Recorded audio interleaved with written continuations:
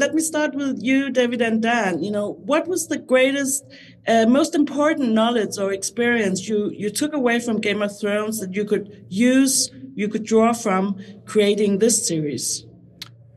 I think, what you realize when you start running a show is that so much of your job is about delegating authority to other people who are experts in their fields. And one thing that we drew from Game of Thrones was a lot of people that we knew and loved working with. So for instance, Ramin Djawadi, our composer, we took from Thrones, and we never want to give him up. Like, hopefully everything we ever do will be with Ramin. Or Bernie Caulfield, our physical producer from Thrones, is now with us on this show. And again, hopefully everything.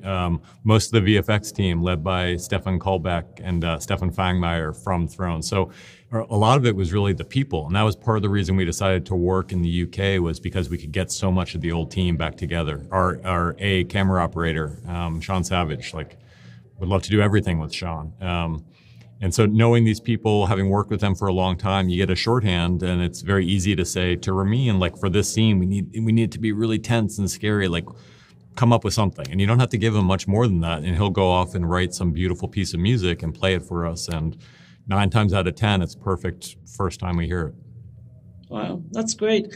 And it's actually for all three of you, but let me address it to you, Alexander, because it's a huge book trilogy. What was closest to your heart to convey from the books to the series, or in terms of themes?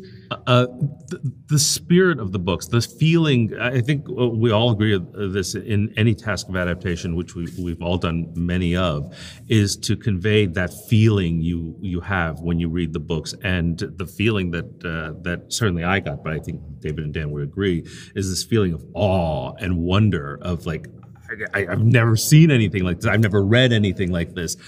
These ideas are things that I never even imagined some human being could even come up with.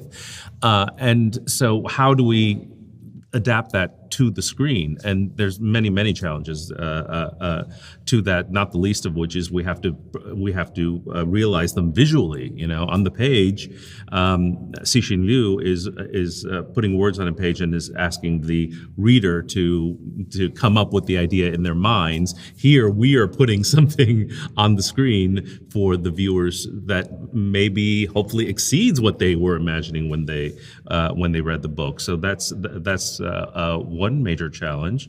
The other big one is always the characters, and that's because television is such a fundamentally different medium than the novel form.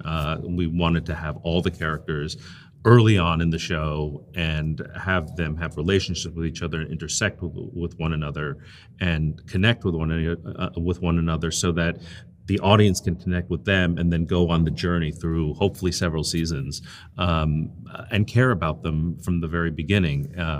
It's not the same case the way the novel is structured, because many of the characters don't ever meet. And for us, it was important for a TV series for these characters to be part of a group, which is why we have the Oxford Five in our show. You all three ready to spend the next 10 years, as you, David and Dan, did on Game of Thrones, on this series? Well, that is ultimately not for us to decide, but we are definitely ready to carry this story through to its conclusion, if that's the way things work out, because one of the things that really attracted us to these books was the entire sweep of the story, which is tremendous. It starts in the historical China in the 60s and 70s, and it ends up at the end of the universe. So it's a lot of ground to cover. It might take more than 3 episodes to do it.